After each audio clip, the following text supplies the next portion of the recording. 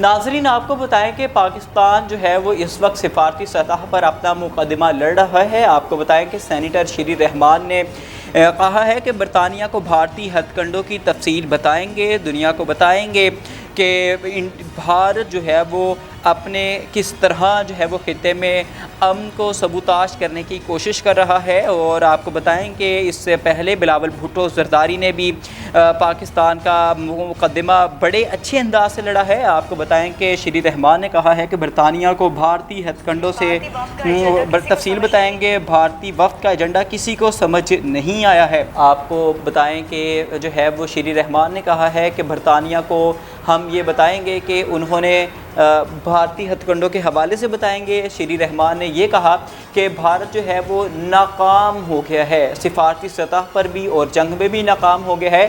انہوں نے کہا کہ بھارتی وفد کو پاکستان کے خلاف ناکامی کا سامنا کرنا پڑا ہے۔